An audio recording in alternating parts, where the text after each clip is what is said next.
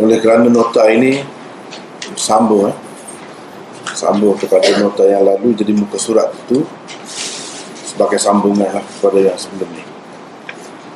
Begitu juga dengan nombor hadis, sambungan kepada yang lepas, dan nota kakinya begitu juga. Baiklah, kita mulakan nota baru kita ni. Bismillahirrahmanirrahim. Alhamdulillahirabbil alamin. Hadis yang ketujuh. An Abi Hurairah anna a'rabiyan jaa ila Rasulillah sallallahu alaihi wasallam faqala ya Rasulullah dullani ala amalin idza amiltuhu dakhaltul jannah. قال تعبد الله لا تشرك به شيئا وتقيم الصلاة المكتوبة وتؤدي الزكاة المفروضة وتصوم رمضان. قال والذي نفسي بيده لا أزيد على هذا شيئا أبدا ولا أنقص منه. فلما ولى قال النبي صلى الله عليه وسلم من سره أن ينظر إلى رجل من أهل الجنة فلينظر إلى هذا. عن جابر قال أتى النبي صلى الله عليه وسلم النعمان بن قوقل فقال يا رسول الله أرأيت إذا صليت المكتوبة وحرمت الحرام وأحللت الحلال أأدخل الجنة؟ فقال النبي صلى الله عليه وسلم نعم. عن جابر أن رجلا سأل رسول الله صلى الله عليه وسلم فقال أرأيت إذا صليت الصلوات المكتوبات وصمت رمضان وأحللت الحلال وحرمت الحرام ولم أزد على ذلك شيئا أأدخل الجنة؟ قال نعم. قال والله لا أزيد على ذلك شيئا. Hadis yang ketujuh, Abu Hurairah meriwayatkan bahawa ada seorang Arab Badui datang kepada Rasulullah sallallahu alaihi wasallam lalu berkata, ajarkanlah daku suatu amalan yang bila aku lakukannya aku akan masuk syurga. Baginda berkata, engkau mengabdikan diri kepada Allah dalam keadaan tidak mempersekutukan apa-apa dengannya, mendirikan sembahyang fardu, menunaikan zakat, dan berpuasa di bulan Ramadan.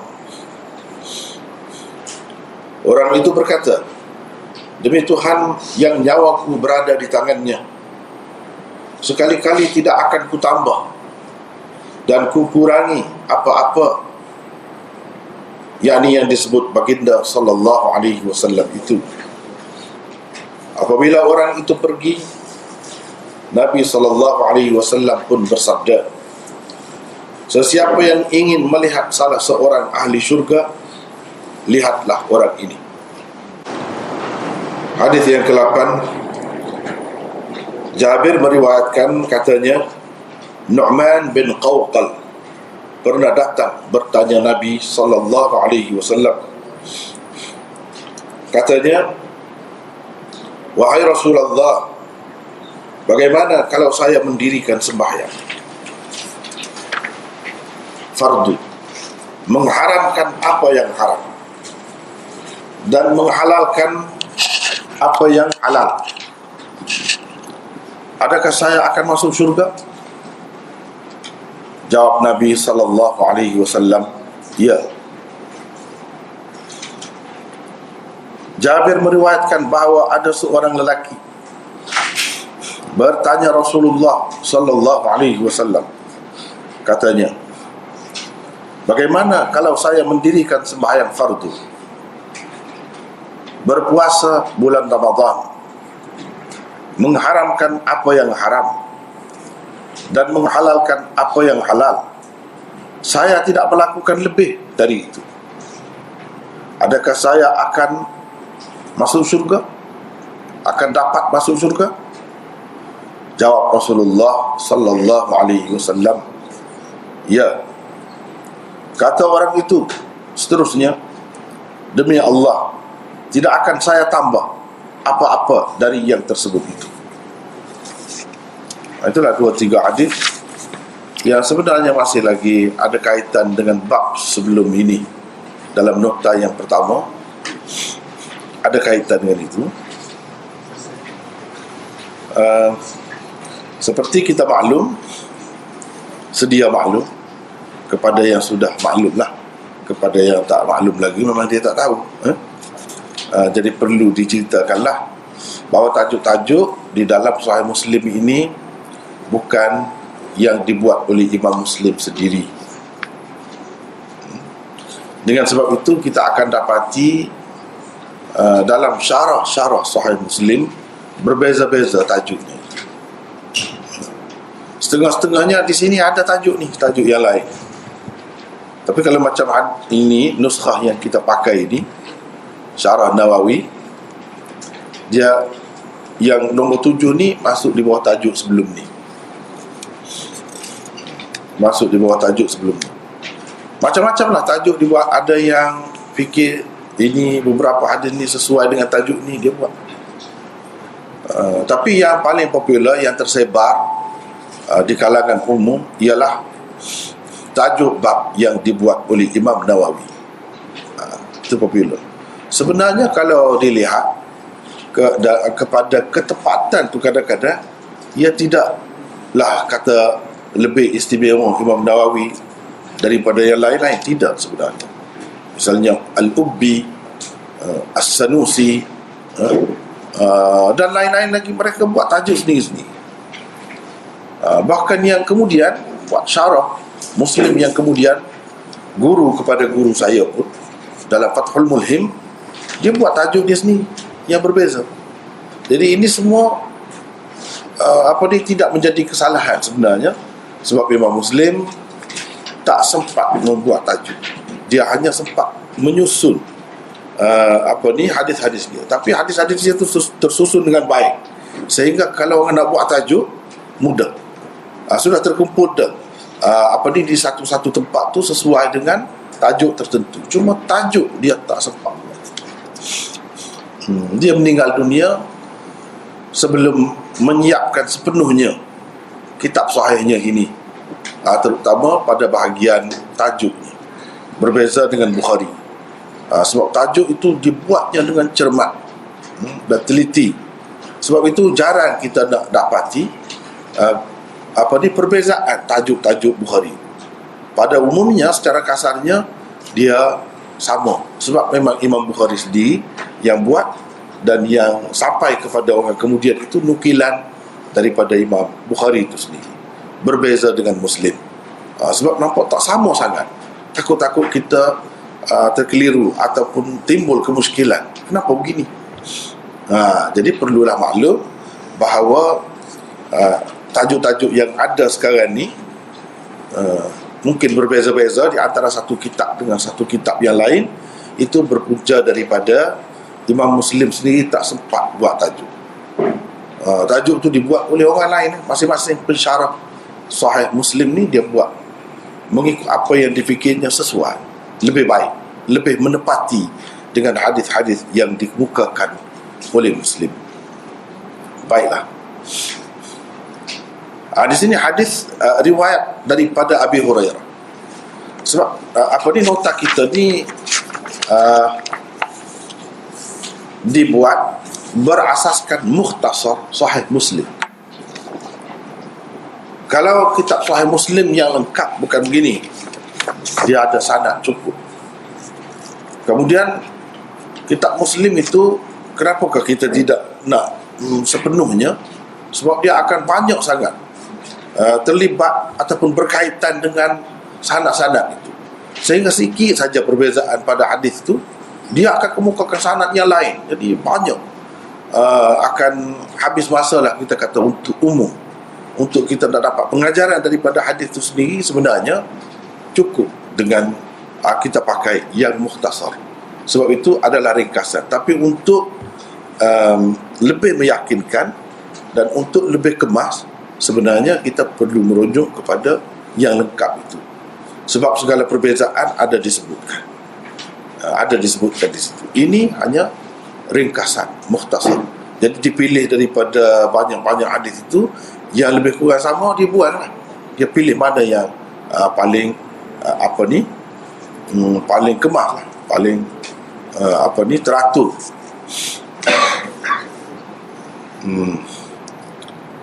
Jadi kalau dalam kitab asal itu, dia akan banyaklah apa yang kita panggil sebagai mutaba'atnya. Mutaba'at hadis ini. Ini riwayat daripada Abi Hurairah melalui satu saluran. Saluran-saluran yang lain itu dikemukakan juga. Jadi kepada umum sebenarnya sanad-sanad itu tidak diperlukan sangat, tidak diperlukan sangat. Yang lebih perlunya ialah pengajaran daripada hadis itu untuk kita amalkan, untuk kita jadikan panduan hidup. Abu Hurairah meriwayatkan bahawa ada seorang Arab Badui datang kepada Rasulullah sallallahu alaihi wasallam lalu berkata, "Ajarkanlah daku suatu amalan yang bila aku lakukannya, aku akan masuk syurga." Cuba bagi suatu panduan, suatu amalan, kalau saya buat itu, jamin saya masuk syurga. Itu tanya dia dengan Nabi SAW. Baginda berkata, "Engkau mengabdikan diri kepada Allah." Itu panduannya. Dalam keadaan tidak mempersekutukan apa-apa dengannya. Yani engkau hidup dengan tauhid yang sejati. Tidak ada bercampur baur dengan syirik.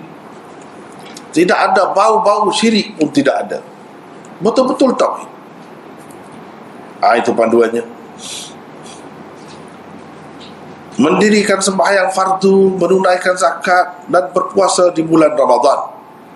Ini antara perkara yang jika seseorang melakukannya, dijamin dia masuk syurga.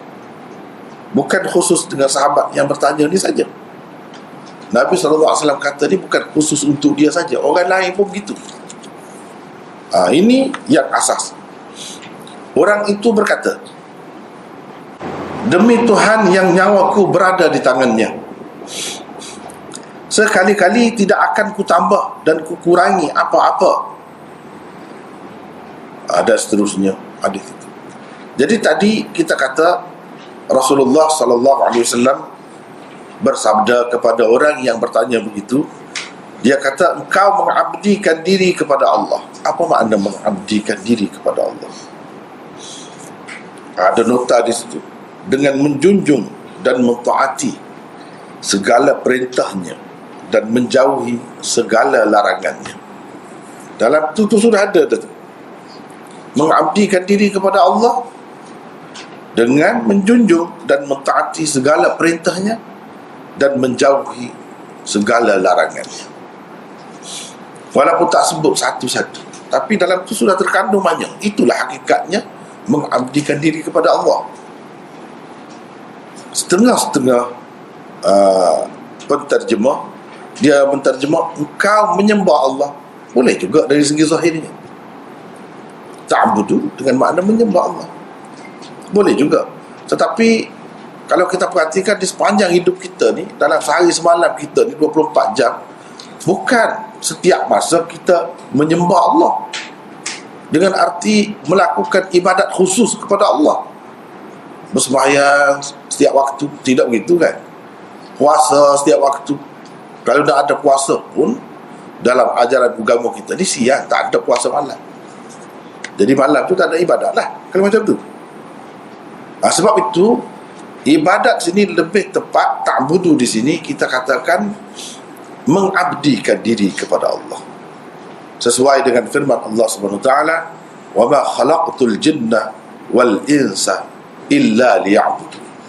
Tidak kujadikan jin dan manusia melainkan supaya mereka ya'buduni. Ya'budun sama dengan ta'budu ni lah. Kalau kita pakai melainkan supaya mereka menyembah aku, jelas kita tidak menyembah Allah setiap waktu. Sedangkan Allah SWT nak kita ni mengikut segala titah perintahnya dan menjauhi segala larangannya setiap waktu. Bermakna ya'budun tu dengan arti mengabdikan diri kepadaku. Itu maksud. Lebih tepat lagi, lebih luas, mencakupi setiap waktu kita seorang manusia, terutamanya yang mukmin. Itulah yang dikehendaki daripada kita. Bukan dikehendaki daripada kita setiap waktu bersembahyang ataupun berpuasa dan lain-lain ibadat yang khusus itu. Tentu sekali tidak begitu. Tapi dalam ayat itu pun disebut ya'budun juga. Sama seperti hadis ini, ta'budullah. Semestinya kita kena terjemahkan dengan yang mencakupi seluruh kehidupan kita. Dan itu tidak lain melainkan dengan arti mengabdikan diri kepada Allah dengan menjunjung segala perintahnya dan menjauhi segala larangannya, dalam keadaan tidak mempersekutukan apa-apa dengannya. Mana betul-betul tauhid. Sebab itu ada juga setengah-setengah ulama dia berdasarkan hadis yang lain. Berdasarkan hadis yang lain dia pakai ta'budullah ni dengan arti tuwahhidullah. Engkau mentauhidkan Allah. Sebab apa? Dia sesuai dengan la tusyriku bihi syai'ah. Engkau mentauhidkan Allah dan tidak syirik langsung dengannya. Itu sesuai juga. Ada yang menguraikan begitu. Sebab itu kalau kita baca dalam syarah hadis ini, macam-macam ada. Ada ta'budu dengan arti tuwahhidu, ta'budu dengan arti yang kita sebut tadi mengabdikan diri kepada Allah. Semuanya ada. Tapi itu terpulang kepada kita lah. Kita nak pilih yang mana yang paling sesuai. Bagi saya rasa yang paling sesuainya mengabdikan diri kepada Allah sesuai dengan firman Allah SWT tadi. Tapi kalau ada orang yang kata ta'budu ni dengan arti mentauhidkan Allah, pun betul juga. Kita tidak akan menyalahkan sebab memang ada pun hadis akan datang kita akan bertemu. Memang ada pun dengan makna itu. Dan sesuai juga dengan ayat selepas tu, iaitu la tusyriku bi syai'ah. Jadi tauhid lawannya syirik. Jadi diletakkan bersama. Sesuai juga. Boleh juga begitu. Jadi kalau kita perhatikan di sini, kalau dengan makna tauhid lawannya syirik, dan syirik itu dilarang sama sekali, nampaklah asas ajaran Islam, kehendak agama Islam itu, tuntutan agama Islam itu daripada kita ialah menjaga prinsip ini. Inilah prinsip yang paling asas, paling utama dalam Islam, iaitu berakidah tauhid dan menolak syirik dalam apa bentuk sekalipun. Walaupun mungkin kita tidak dapat menyempurnakan iman kita tu dengan sebab masih lagi bercampur baur dengan syirik khafi, syirik khafi, tetapi dengan adanya selalu disebut begini, sebenarnya maksud Nabi SAW supaya kita melatih diri, supaya lama-kelamaan langsung tak ada syirik itu. Syirik yang jali, yang zahir pun tak ada, syirik yang khafi pun tidak ada, syirik yang tersembunyi pun tidak ada. Sebab Allah SWT tidak menafikan iman orang yang ada syirik itu, sikit sebanyak ada, dia tidak menafikan, asalkan tidak disengajakan, bukan itu menjadi keutamaannya. Contohnya dalam Al-Quran, Allah SWT berfirman, wa ma yu'minu aktsaruhum billah illa wa hum musyrikun. Tidak adalah kebanyakan manusia ini beriman dengan Allah melainkan dalam keadaan mereka itu mensyirikkannya, menyengutukan juga dia tu dengan sesuatu yang lain. Ada juga. Tapi kehendak ajaran Islamnya yang ideal betul, orang betul-betul tauhid. Nak betul-betul tauhid tu, itu kena latih, berlatih lah. Sebab itu Imam Bukhari dalam Sahih Bukharinya dia sebut zulmin, babu zulmin duna zulmin, kezaliman yang kurang atau di bawah daripada kezaliman sebenar. Kezaliman sebenar syirik, tapi kezaliman lain pun dia ada kaitan dengan syirik juga. Dengan adanya yang itu, kita masih lagi mukmin. Seperti tadilah, wa ma yu'minu aktsaruhum billah illa wa hum musyrikun. Misalnya kadang-kadang kita takut, kita tidak boleh tendang seperti biasa. Seperti biasa, misalnya kalau kita ada duit banyak, kita ada kedudukan, ada kerja yang mendatangkan hasil pendapatan kepada kita, kita tendang. Bila tak ada itu, kita jadi menggelabah, kita tak yakin. Kadang-kadang keluarga kita jadi berselera, berkelahi, bertelagak, kucak kacir jadi. Padahal berapa ramai lagi orang yang jauh kurang daripada kita, dia boleh hidup tenang. Di situ cabaran. Itulah yang dikatakan syirik. Tapi syirik itu syirik khafi. Yang tak kita tak takut kepada Allah, kita takut pada benda lain, kadang-kadang lebih daripada takut kepada Allah. Tapi kalau saja kita kata memanglah dari segi akidah kita takut pada Allah, dengan sebab itu kita mukmin. Tapi dari segi amalannya, dalam praktik hidup kita, selalu kita tengok kebimbangan kita lebih kepada benda lain. Bukan kebimbangan masuk neraka, kebimbangan dimurkai oleh Allah, itu kurang, tak berapa menonjol. Yang lebih menonjol, yang lebih mempengaruhi hidup kita yang tadi, duit, kedudukan, pangkat. Itu, ini pun semacam syirik juga. Mukmin yang sebenarnya tak ada benda tu, sama saja. Itu payah tu, kena didik, hati, jiwa. Macam takut tadilah, takut kepada hantu, takut kepada itu, takut kepada ini. Orang mukmin sebenarnya takut kepada Allah. Yang lain dia tidak takut. Kalau Allah sudah ada bersama dia, tak takut. Tapi berapa orang kita nak cari yang macam tu? Tak ada terkesan langsung dengan keadaan sekeliling. Kita kalau tak makan ubat, takut sangat. Seolah-olahnya ubat tu segala-galanya yang menentukan. Padahalnya berapa ramai orang yang tak ada ubat dah habis, dia boleh sembuh. Wa idza maridtu fa huwa yashfin. Akidah itu tak meresap betul-betul. Bila aku sakit, dialah yang menyembuhkan. Kita macam perasaan kita tu macam ubat yang menyembuhkan. Doktor itu, pakar ini. Itu sudah silap. Sudah ada bercampur bau akidah kita tu, sudah ada syirik sedikit sebanyak. Walaupun dimaafkan. Seperti dalam ayat tadi lah. Mukmin dah, tapi masih ada lagi. Mana tak sempurna. Kadang-kadang kita nak pergi pejabat tu sibuk kan. Kalau kita bangun lewat, dengan sebab isteri kita tak sedarkan, kita tak gerak, kita marah ni. Adakah kita apabila tinggal semayang macam tu, lewat semayang? Cuba tanya.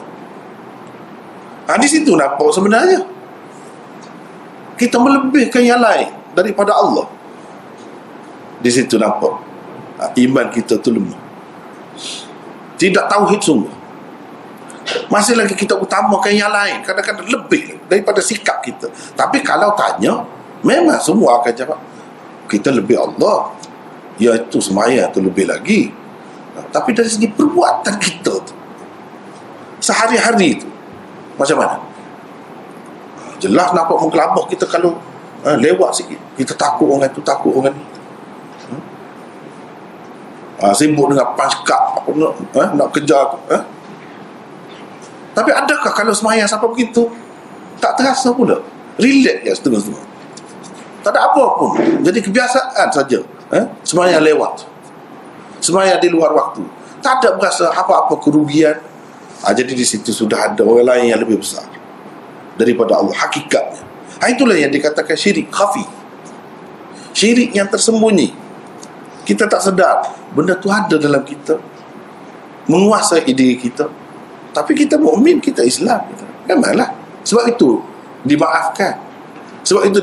Tapi kalau nak kira ajaran Rasulullah SAW, kalau dia tanya dia nak orang Islam macam ni ke, orang mukmin macam ni, tentu dia kata tidak. Yang dia naknya, yang idealnya, yang sempurna. Sebab itu selalu dia buat contoh tu mukmin yang sempurna. Mukmin yang sempurna macam mana sifat-sifat? Banyaklah dalam hadis tu. Kalau ikut macam tu, jadi mukmin yang sempurna betul.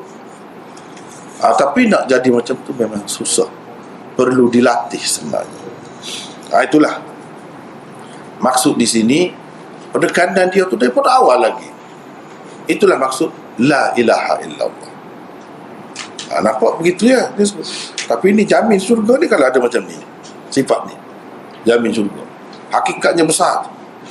La ilaha illallah itulah kalimah tauhid. Hadis ni nak menguatkan tauhid itu, nak menanam dengan kejap dalam hati kita tauhid itu. Sebab itu dia tidak memadai kata engkau mentauhidkan Allah, tapi dia sambung selepas itu dalam keadaan tidak menyekutukannya dengan apa-apa. Sebab biasanya ada unsur itu, biasanya ada. Nak lepas daripada itu susah. Kita manusia biasa ni susah. Cuma kena sedarlah, ini tak betul ni. Macam kita ada alat lah, kita boleh test diri kita sendiri. Ini dah tak betul aku ni, kena baiki ni. Sikap macam ni tak boleh, kena baiki. Sebab kita ada panduan. Senang, ada panduan. Kepada orang lain tak ada panduan, nak tahu macam mana iman ni, baik ke tidak baik ke, kita dalam keadaan sihat ke tidak sihat, susah. Tapi bagi kita umat Islam, kita ada panduan. Daripada situlah kita boleh tahu baik ke tidak keadaan iman kita. Kemudian mendirikan sembahyang fardu, menunaikan zakat, berpuasa di bulan Ramadan, ini selalu disebut, menunjukkan benda ni ditekankan sangat. Benda ni adalah asas amalan dalam agama Islam, walaupun tidak menafikan yang lain, tapi yang ini adalah yang utama. Orang itu berkata, demi Tuhan yang nyawaku berada di tangannya. Dia sebut begitu. Bukan orang ini saja yang cakap macam ni. Kadang-kadang yang berkata begini Nabi SAW sendiri. Demi Tuhan yang nyawaku berada di tangannya. Jadi nyawaku berada di tangannya. Di sini disabitkan tangan itu kepada Allah. Jadi Allah ada tangan. Tangan macam mana? Dia saja yang tahu. Tentu sekali tidak menyerupai makhluk. Tak payah takwil. Kalau takwil macam-macam lah ada. Ini dia sebut tangan, kita terima tangan. Jadi sebut tangan, Allah mempunyai tangan ni bukan sahaja ada di dalam hadis. Dalam hadis pun ada ni, tengok. Bahkan dalam Quran pun ada. Maka menjadi akidahlah kepada kita untuk menerima bahawa Allah bertangan. Tapi tangannya macam mana? Kita tak tahu. Tangan yang layak dengannya. Tangan itu berarti sifatnya lah. Dia lebih tahu tentangnya. Kita terima dengan kepercayaan bahawa ia tidak menyerupai mana-mana makhluknya. Bukan seperti tangan makhluk ataupun orang-orang lain. Tangan apa pun, dia ada tangan-tangan. Seperti disebutkan ada mata, kita kena terima begitu. Tapi jangan pula kita ngada-ngada. Dah ada tangan, ada mata, jadi hidung adalah. Jangan. Hidung dia tak kata. Dia ada hidung, dia ada mulut, dia tak kata. Jadi jangan kita pandai-pandai pula ada mulut mesti ada bibir atas bibir bawah pula. Jangan, itu salah. Kalau begitu jadi mujassimah. Itu yang salah. Tapi kalau sekadar menerima apa yang disebut dalam Quran dan dalam hadis dan serahkan hakikatnya kepada Allah selayak dengannya, tentu sekali tidak menyerupai makhluk. Laisa kamitslihi syai' wa lam yakul lahu kufuwan ahad. Ada dulu sini. Itu memang kena terima. Siapa pun terima. Kalau dia tu orang Islam yang betul, percaya kepada Quran dan Sunnah, mesti dia terima. Macam ni, nyawaku berada di tangannya. Disebut tangan. Sekali-kali tidak akan ku tambah dan ku kurangi apa-apa. La azidu ala hadha syai'an abadan wa la anqusu minhu. Ada disebut ni. Yani apa yang disebut baginda itu?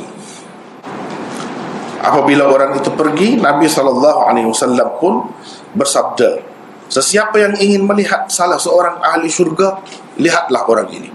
Kalau nak tengok ahli syurga, tengok orang ini. Ini ahli syurga. Di situ ada nota. Rasulullah SAW mengatakan begini kerana baginda sudah pun mengetahui melalui wahyu bahawa orang itu akan menunaikan apa yang diiltizamkannya secara berterusan sehingga akhirnya dia masuk syurga. Itu maksudnya. Yang dia kata ahli syurga tu bukan saja kata sewenang-wenang kata tak boleh. Nabi sekalipun kita kena percaya bila dia kata begitu, dia tahu daripada Allah SWT melalui wahyu. Walaupun wahyu tu tak ada dalam Quran sebut orang nama sekian-sekian ada ahli syurga, tak ada lah macam tu. Tapi cara dia bila dia kata begini, tentu dia dapat wahyu yang kita panggil al-wahyul khafi, al-wahyul ghairul matlu, yang ni hadis lah. Hadis berdasarkan wahyu, ini ahli syurga. Maksudnya orang ini akan terus dalam keadaan seperti yang dia kata. Dia akan jaga apa yang diiltizamkannya itu secara berterusan sehingga akhirnya masuk syurga. Jika seseorang itu berterusan buat begitu, memanglah ahli syurga, dia akan masuk syurga. Itu jaminan yang diberikan oleh Rasulullah SAW. Tentu sekali benda ni Nabi SAW dapat melalui wahyu. Sebab bukan hak dia secara mutlak untuk mengatakan orang ni ahli syurga.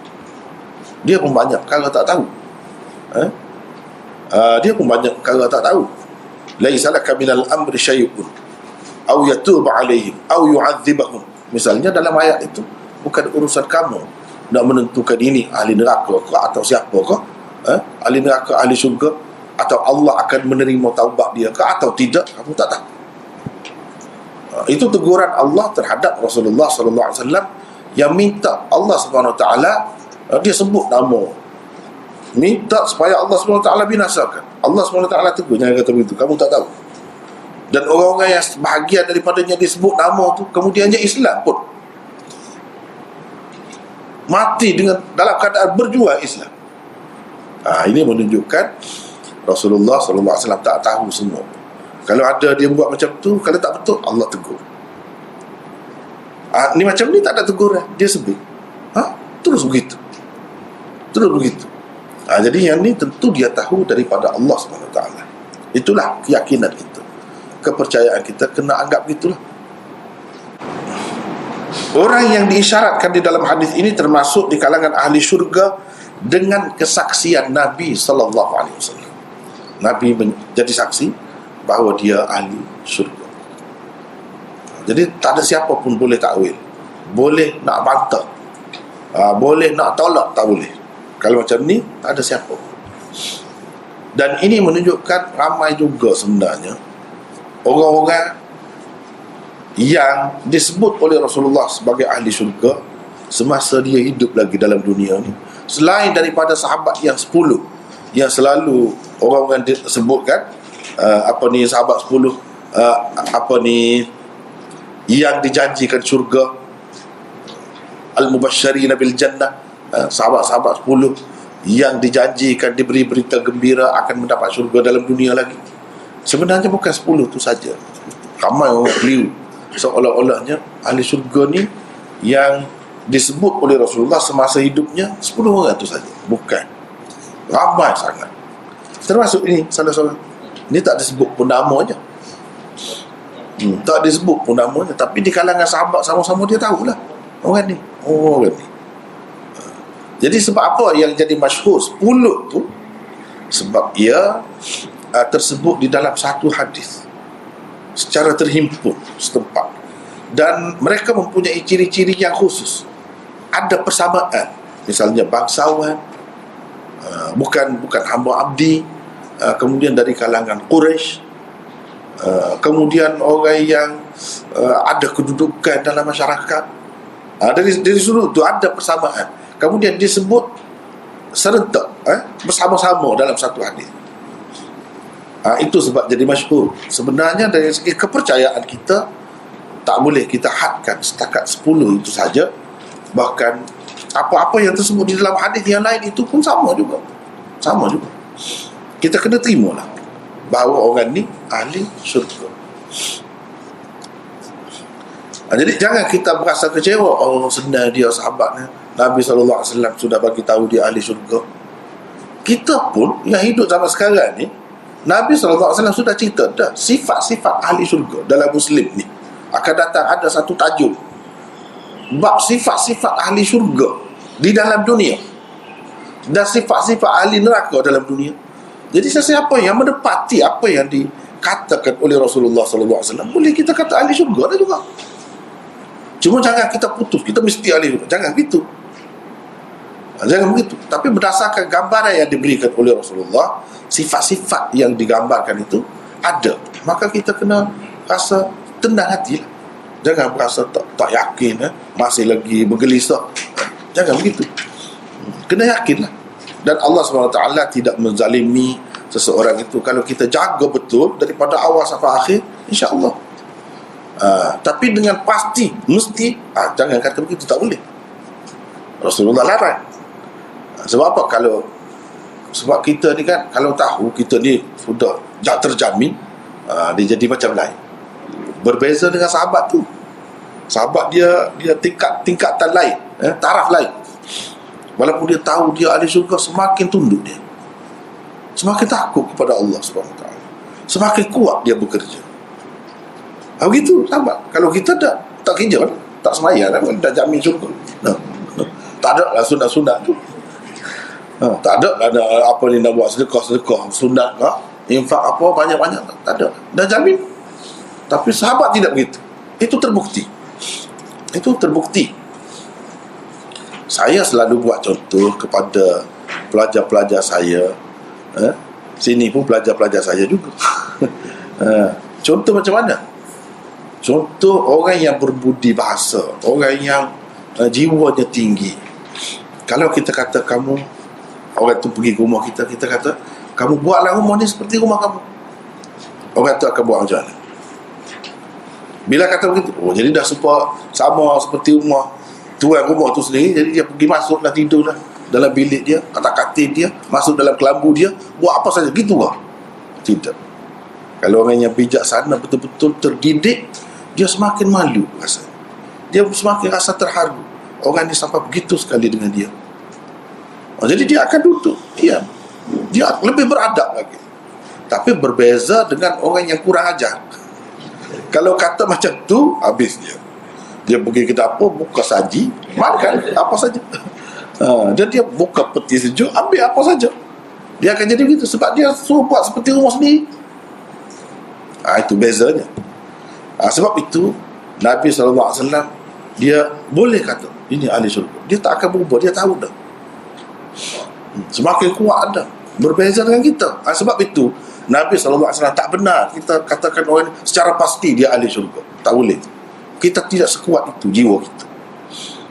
Jadi memadai dengan kita yakin dengan sifat-sifat yang dia gambarkan itu, kita jaga diri kita itu saja. Itu saja. Secara umumnya kita kata insya-Allah ahli syurga. Dan berdasarkan umum ayat Quran sebut orang Islam ahli syurga, kita yakin gitu. Nak kata pasti aku atau sesiapa, tak boleh macam tu. Sebab apa? Tak ada jaminan tadi. Tak ada jaminan tadi. Antara kesimpulan yang dapat dipetik daripada hadis ini ialah, satu, tidak salah melakukan ketaatan kerana ingin masuk syurga. Kalau kita perhatikan, ceritakan kepadaku, ajarkan kepadaku amalan yang kalau saya lakukan saya masuk syurga. Jadi kita nak syurga, tak salah. Itu tidak bercanggah dengan ikhlas. Apa yang dikatakan ikhlas kan kerana Allah, Dah kerana Allah apa dah? Nak syurga. Dah lain. Itu lain. Kalau nak dunia, itu tak boleh. Sebenarnya tak padan, tak berbaloi. Kita nak buat kerana dunia tak padan. Tapi kalau syurga memang berbaloi. Sebab mahal sangat syurga itu. Kalau kita nak pun sepatutnya. Benda ni tak ada orang yang tak nak. Kalau dia tu waras, mesti dia nak kalau macam tu, sempurna. Macam mana tak nak? Dan kalau makan, semakin makan semakin sedap. Tak nak. Makan tak nak muntah. Makan sebanyak mana. Kalau dalam dunia ni tidak begitu kan? Nak sibuk nak pergi ke tandas lah. Ni tak ada. Semua tak ada. Kalau perlu wangi. Siapa tak nak macam tu? Jadi patut kalau kita nak yang ni lah. Ini sepatutnya. Jadi tidak salah itu. Yang salahnya kita tertipu dengan dunia. Kita nampak cantik, sebenarnya dia tidak cantik. Kita nampak wangi, di sebalik tu tidak wangi. Kalau disingkapkan di sebalik nampak teruk. Kalau kita tengok kepada pengunjung, ayam kita kata yang sedap, ikutlah ayam apa pun lah. Lama sikit dia jadi berulang. Yang kita tak lalu, jijik, nak muntah tu. Yang dulu kita terliur sangat, kita berselera sangat. Itu dunia. Sebab itu tak padan, kata tak berbaloi kalau kita nak benda macam tu. Allah SWT tak bagi. Tapi kalau nak syurga tak apa. Memang patut. Itulah yang sebenarnya patutnya dikehendaki, dijadikan idaman dan cita-cita kepada seseorang manusia. Sebab dalam dunia ni dia nak semua tu, dia tak dapat.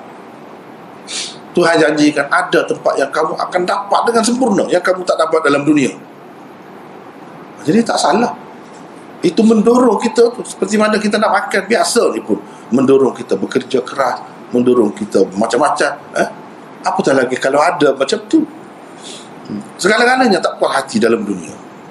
Jadi Tuhan nak balas kita yang yakin kepada dia, ikut cara dia. Tuhan nak balas yang sempurna. Semuanya tak sempurna. Yang sempurna ada sana. Jadi dengan sebab itu tak apa, tidak salah.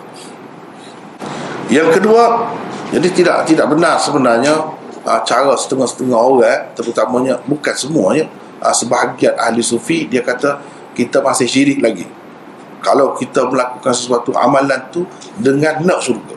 Silap. Tak salah. Ikhlas dia aja kerana Allah, bukan kerana yang lain. Tapi di samping tu kalau kita nak syurga, yang dijanjikannya itu tidak salah, bahkan sepatutnya. Nabi pun diajar supaya minta benda tu. Jadi siapa kita lebih pandai daripada dia? Tak mahu minta syurga. Jadi kita, itu tak jadi masalah. Kalau orang kata jadi syirik ataupun iman dia tak kuat, sepatutnya dia kena, tak ada semua, dia kerana Allah semata-mata, itu tidak benar. Bercanggah dengan ajaran Rasulullah sallallahu alaihi wasallam. Yang kedua, hanya Allah dan Rasulnya yang mengetahui cara untuk memasuki syurga. Kalau nak serah kepada kita lah, macam mana kita nak buat masuk syurga? Tak dapat ni. Nak cerita kena buat gini, ni buat. Siapa boleh sebut? Tak ada siapa. Kita tahu ni nasib baik.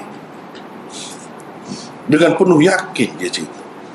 Dengan penuh yakin. Cara kalau kita tengok Rasulullah ni, Nabi SAW ni, apa-apa dia cerita dengan penuh yakin. Bukan andaian, khayalan dia, agak-agak. Tidak. Sungguh-sungguh.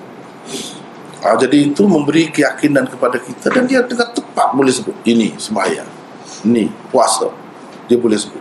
Orang lain tak ada dalam dunia ni yang boleh kata macam ni, yang kata macam ni. Dan dia kata, dia bukan kata saja, dia sendiri cara hidupnya macam mana, meyakinkan. Yang macam tu tak ada kecuali seorang Nabi.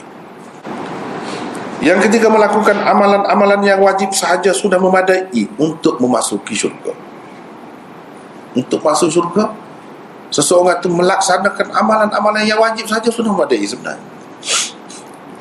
Untuk masuk syurga, yang lebih-lebih lagi itu dia tak cerita.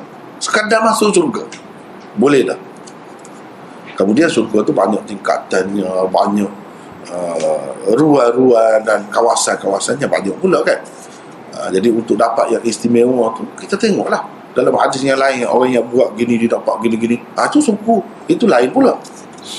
Sekadar nak masuk syurga, ini boleh dah. Nabi SAW pun bukan kata inilah orang yang paling istimewa, ahli syurga yang paling istimewa. Dia tak kata begitu. Dia kata sesiapa yang ingin melihat seorang ahli syurga, gitu saja. Bukan bermakna kalau macam tu yang paling baiknya kita buat macam orang ni saja, tak payah dah lah. Bukan begitu. Sebab itu ramai sahabat-sahabat yang lain dia buat macam mana? Segala-gala yang diajar oleh Rasulullah SAW, yang fardunya, yang sunatnya, mereka berlomba-lomba mengerjakannya. Mereka tidak mengenepikan semua. Walaupun sunat dia buat, tapi dengan beriktikad sebagai sunat lah, bukan sebagai wajib. Tapi mereka buat sungguh-sungguh, menghidupkan amalan-amalan itu, apa yang diajarkan oleh Rasulullah SAW. Jelas kita tengok, tak ada pun yang macam ni. Yang ini pun banyak lagi perbincangannya. Yang kelima adalah lebih baik tidak memuji seseorang itu di hadapannya. Tengok, Nabi SAW kata, siapa yang nak tengok ahli syurga, tengok setelah orang itu pergi. Tapi sahabat-sahabat tadi, sahabat-sahabat yang kenal orang tu, dia tahulah orang tu. Ya. Yang keempat, tertinggal. Tidak boleh bersikap melampau atau acuh tak acuh dalam mengerjakan kewajipan agama. Bahkan orang ni dia berjanji dia akan buat, beriltizam. Kalau dia buat yang itu pun secara berterusan. Dia tak akan tinggal lah. Kalau puasa dia mesti buat yang fardu saja, yang wajib saja.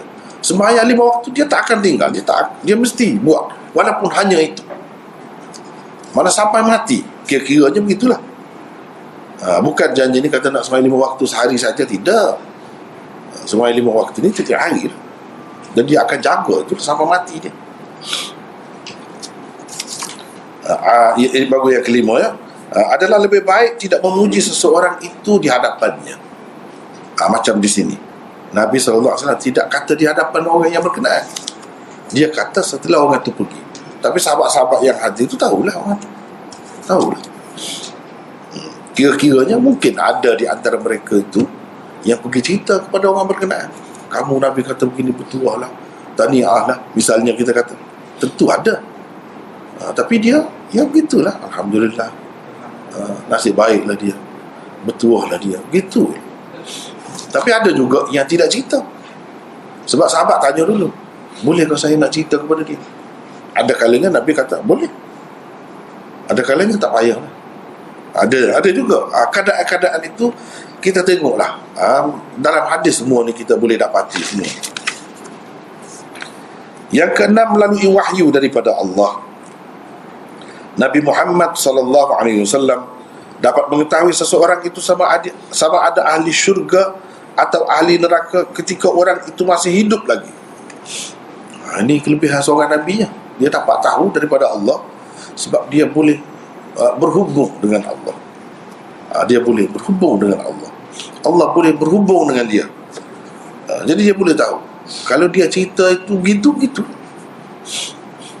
Dan terbukti kalau dia kata orang ni gini-gini, ahli neraka, kalau diselidik memang betul ada sesuatu yang dia buat yang menyebabkan dia kena jadi ahli neraka, walaupun dia Islam.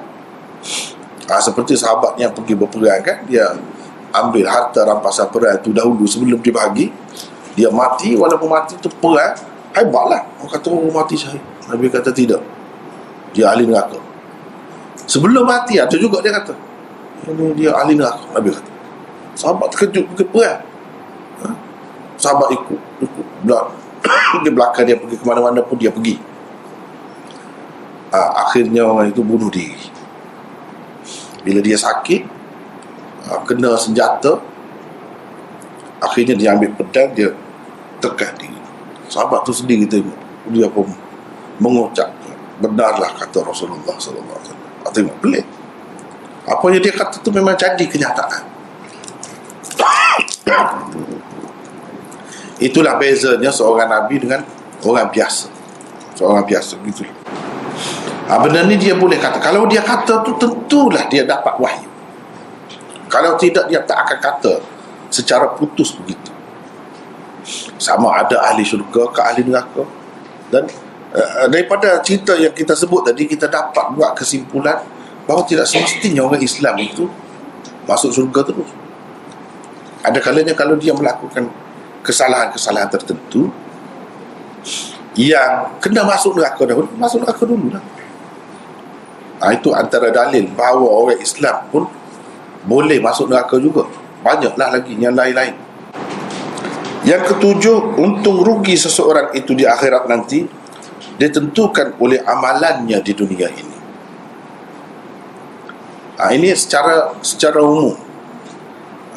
Secara umumnya manusia terikat dengan amalannya. Kullu nafsin bima kasabat rahina.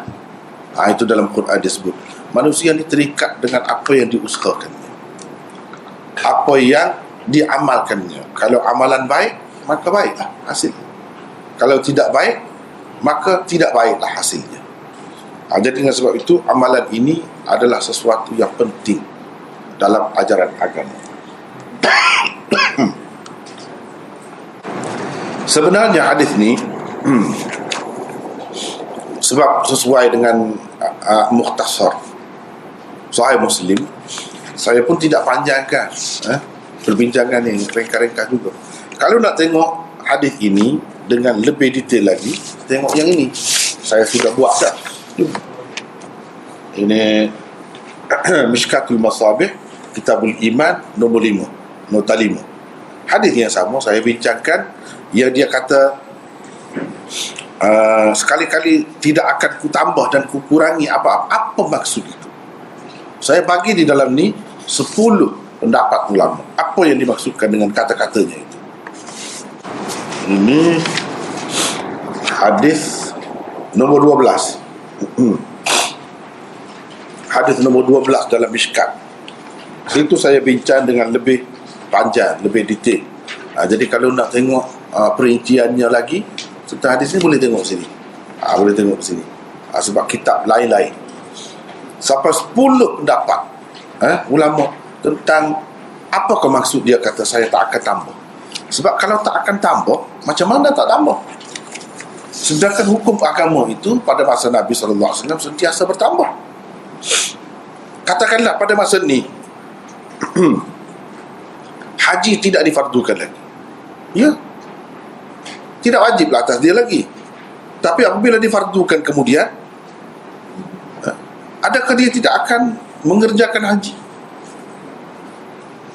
Sesuai dengan dia kata saya tak akan tambah daripada apa yang disebut. Kalau macam tu tak jadi, tak boleh, tak sempurna iman, tak jadi. Orang Islam terikat, terutamanya di zaman Rasulullah SAW, terikat dengan syariat yang sentiasa berterusan sampai kepada Rasulullah SAW, dikemukakan oleh Rasulullah. Jadi apa arti dia kata saya tak akan tambah? Saya tak akan kurangi. Itu pun bercanggah juga dengan kenyataan. Tak akan kurangi. Ada yang memang kurang pun.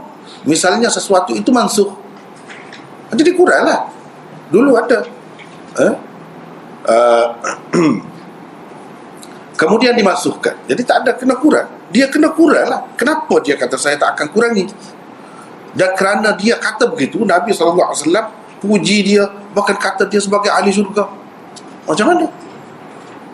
Di situ timbul kemusykilan. Jadi jawapannya boleh tengok di sini lah, dalam nota ni. Saya tak panjangkan di sini, secara ringkas saja. Jadi macam-macam lah pendapat yang disebutkan oleh ulama dalam menyelesaikan masalah ini. Antaranya ada yang berkata dia ni adalah wakil, utusan kaumnya. Saya tak akan tambah dan saya tak akan kurangi itu apa-apa yang disebut oleh Rasulullah. Yang ini saya akan balik ajar betul-betul seperti yang Rasulullah cakap. Saya tak akan tambah dan tak akan kurang. Mana saya betul-betul nak jaga amanah ini. Itu maksudnya. Bukan dengan arti kalau ada hukum lain yang baru datang, bertambah hukum tu, saya tak akan tambah. Bukan begitu. Ini setakat ni yang Rasulullah sebut, saya akan sampaikan ini saja. dengan penuh amanah. Itu maksudnya. Ada juga yang kata saya tak akan tambah, misalnya puasa bulan Ramadan itu saja yang fardu, saya tak akan tambah, kata puasa bulan Syaban pula fardu. Itu maksud saya tak akan tambah. Saya tak akan kurangi. Kalau puasa bulan Ramadan itu sepanjang bulan, saya tak akan kata 15 hari saja yang wajib puasa tu bulan Ramadan. Itu maksudnya. Kalau macam tu tidak ada percanggahan, betul lah. Mana maksudnya dia akan ikut sepenuhnya betul-betul seperti yang diajarkan oleh Rasulullah sallallahu alaihi wasallam. Tidak ada akan melebihkan atau mengurangkan dalam apa sekalipun, dalam bilangannya, kaifiatnya dan caranya. Saya tak akan tokok tambah, saya akan jaga betul-betul. Itu maksudnya. Dan banyak lagi lah secara terperinci dalam nota Mishkat, nota yang kelima, nota yang kelima, di situ ada saya sebutkan secara terperinci. Kemudian kita pergi kepada hadis. Jadi terlebih dahulu saya nak sebut ni hadis yang ketujuh ni Imam Muslim kemukakan sebagai syawahid. Ini dikatakan syawahid biar kita tahu apa itu syawahid, apa itu riwayat usul, apa itu riwayat mutaba'at. Ini termasuk dalam syawahid. Sebab sebelum pada ni sudah ada orang yang tanya macam ni, Rasulullah SAW lebih kurang macam ni, dan Rasulullah kata begitu, dia jawab. Jadi dialog dia tu lebih kurang, saya tak akan tambah, saya tak akan kurangi. Tapi itu riwayat sahabat yang lain.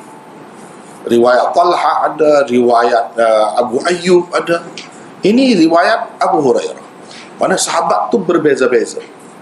Bila sahabat itu berbeza, ini dipanggil riwayat syawahid. Ini sebagai riwayat sokongan kepada yang telah disebut sebelum ini. Kalau daripada sahabat yang sama, maka itu dipanggil mutaba'at. Riwayat ini dikemukakan. Kenapa daripada Abu Hurairah juga beberapa kali dia riwayat ni, bezanya sanad saja. Itu dikemukakan secara mutaba'at. Tujuannya juga untuk menguatkan yang tersebut sebelum itu, bahawa yang menceritakan macam ni bukan seorang sahabat saja. Jadi lebih kuatlah, lebih meyakinkan kita. Kemudian riwayat daripada Jabir, katanya Nu'man bin Qawqal pernah datang bertanya Nabi SAW. Katanya, wahai Rasulullah, bagaimana kalau saya mendirikan sembahyang fardu, mengharamkan apa yang haram dan menghalalkan apa yang halal, adakah saya akan masuk syurga? Masuk syurga juga. Jadi tidak salah, Nabi SAW tak pernah kata apa ni mengharapkan syurga ni, kira nak syurga saja, nak masuk syurga saja, buatlah saja amalan. Pernah ke kita dengar Rasulullah kata begitu? Tak pernah, berkait dengan syurga. Tapi kalau nak dunia, nak ini, memang dia tegur. Itu jelas. Kalau syurga tak apa. Tapi bukan maknanya kita niat buat amalan itu niat nak syurga. Tidak. Kerana Allah tu, lillahi ta'ala tu mesti, semua amalan mesti kerana Allah. Tetapi sebagai balasan daripada amalan itu, sebagai yang dijanjikan oleh Allah, kita nak, kita mengharapkan itu. Tak salah, sebab dia yang menjanjikan begitu. Kalau kita kata tak ada balasan, maknanya kita mendustakan pula. Sedangkan itu termasuk dalam janjinya. Boleh dikatakan dalam Quran itu penuh dengan janji-janji syurga dan ancaman terhadap neraka. Takkan benda tu tak wujud? Kita tak perlu fikir, ada dalam fikiran kita. Jadi ada dalam fikiran kita, tak apa. Dan kita nak syurga berkait dengan amalan yang ni seperti yang dijanjikan oleh Allah, tidak menjadi kesalahan. Tidak menjadi kesalahan. Adakah saya akan masuk syurga? Jawab Nabi SAW, ya. Jawab dia ringkas dengan penuh yakin. Jadi kira-kiranya masih lagi di bawah bab yang sama. Pertanyaan pun lebih kurang macam tu juga. Cuma dalam bentuk lain sikit. Dalam bentuk lain sikit. Mengharamkan yang haram, menghalalkan yang halal. Itu bezanya. Tapi dari segi sembahyang tu disebut juga. Ini menunjukkan kepentingan sembahyang 5 waktu itu besar, sehingga dimaklumi oleh semua sahabat bahawa kedudukan sembahyang ni amat penting. Kalau sebut sebagai contoh, dia akan sebut ini, tak sebut yang lain. Di sini tak ada sebut pula puasa apa semua, tak ada. Siapa perawi ni? Orang ni yang ada dalam riwayat Jabir ni, kata Nu'man bin Qawqal yang bertanya Nabi ni siapa? Ada nota di bawah tu. Beliau ialah seorang ahli Badar dan telah mati syahid dalam peperangan. Ini secara ringkas. Saya ambil ringkas memang dengan maksud nak ringkas, mukhtasar. Kalau nak cerita yang detail-detail lagi panjang. Bahkan ada dalam riwayat dia sebut dia ni orangnya tempat. Berjalan tu tak betul lah. Berjalan tu tempat. Dia tak berjalan dengan baik. Dia kata saya akan masuk syurga dengan tempang saya ini. Nanti tengoklah. Hari ni sebelum matahari jatuh, saya sudah dalam syurga insya-Allah, dengan tempang saya ni. Dia kata macam tu.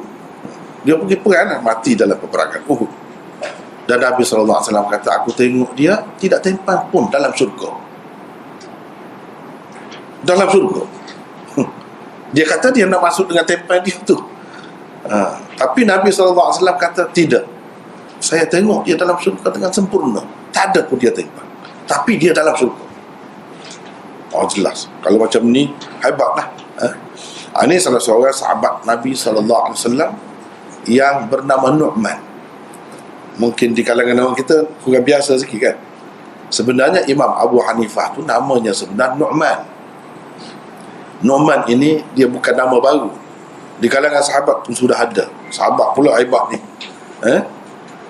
Kalau Imam Abu Hanifah namanya kan Nu'man bin Thabit. Seperti Zaid bin Thabit lah. Macam tu. Ni Thabit. Ni Nu'man bin Qawqal. Ahli Badar lagi, kemudian mati dalam peperangan Uhud. Ini memang kalau di kalangan sahabat terpilih sangat. Terpilih sangat, istimewa sangat. Tapi orang yang istimewa, cuba kita tengok, dia tanya macam tu, tak salah. Bagaimana kalau saya mendirikan sembahyang fardu, mengharamkan apa yang haram dan menghalalkan apa yang halal? Jadi ada akidah itu, akidah tu. Kalau Arab, haram. Kalau kita minum, katakanlah kita minum, orang Islam minum, tapi dia menganggap haram juga, Islam lagi. Tapi kalau dia menganggap yang haram itu halal, habis dia, habis. Jadi murtad. Jadi kena berhati-hati dalam perkara ni, kena berhati-hati. Tak buat, langgar lain, tak sembahyang lain. Tapi jangan kata sembahyang itu tidak fardu. Kalau kata sembahyang itu tidak fardu, tak kata pun dalam hati. Dalam hati kita kata begitu, Allah tahu sebenarnya kita sudah rosak akidah.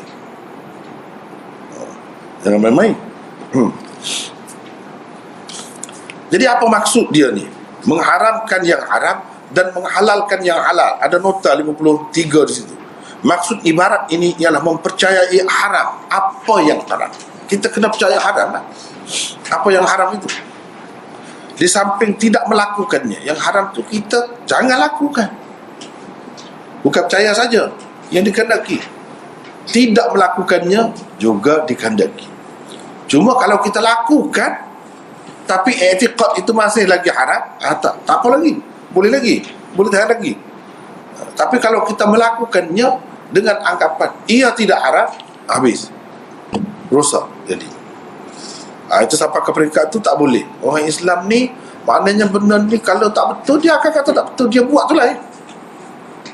Maknanya dia buat tu zahir dia saja, bukan seluruh jiwa raga dia. Dia tak akan terima macam tu. Itu keistimewaan Islam.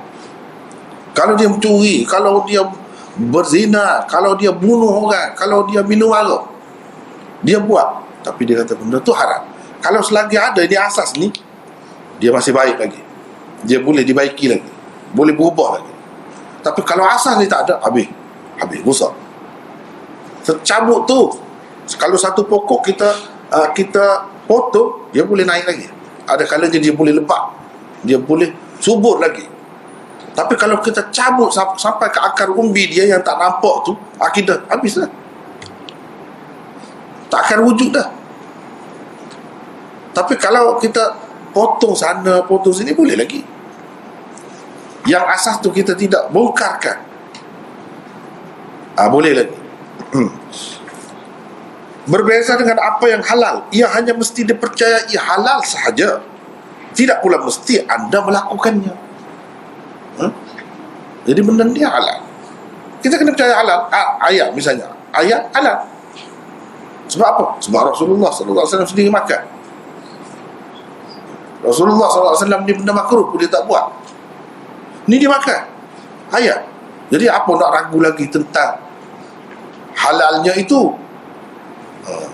Kalau ada juga orang yang tak makan ayam, kan macam-macam orang kan. Dia tak makan ayam, tak apa. Inilah yang kita kata, tidak mesti anda melakukannya, tapi dalam kepercayaan itu kena ada halal benda ni. Jangan kata haram. Jangan kata haram. Cuma kalau kita kata mungkin haram dari segi bahasa Arab, saya haramkan benda ni atas diri saya buat masa sekarang ni sebab saya gatal misalnya, itu lain. Itu dari segi bahasa saja, mana saya tak pantai lah. Tapi kalau haram dengan makna agama ni, tak boleh. Dia kena kata halal, dia tak mahu makan, tak apa. Jangan kata haram. Jangan kata haram. Yang halal kita kena percaya, dia berkait dengan akidah juga benda tu. Walaupun benda tu benda makan, minum, tapi dia ada kaitan dengan akidah juga.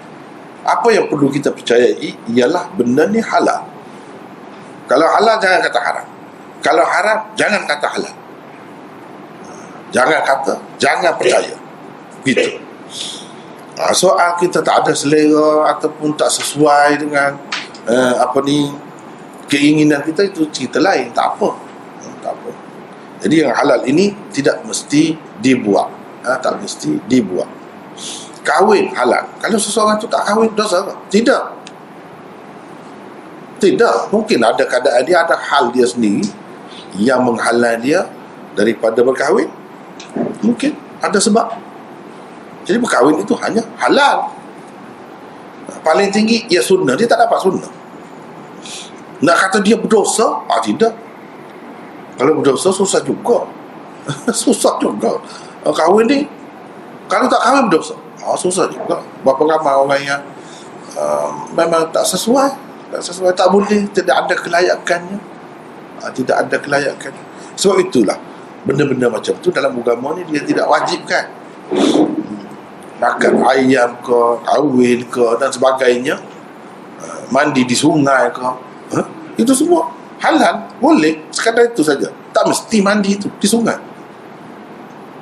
Nak mandi boleh, tapi mesti ke? Tak mesti. Sekadar itulah benda halal ni. Tapi kena kata boleh nak mandi boleh. Cuma banyaklah perkara-perkara mungkin kita tak tahu ni halal ke tidak, sebab tidak jelas. Kalau yang jelas tu, yang sepatutnya diketahui, semua orang tahu, kita kena anggap begitulah. Adapun kalau benda yang khilaf, ini halal, mengikut mazhab ni tidak halal, haram, itu masih tidak rosak. Kalau dia kata haram, tak rosak akidah dia.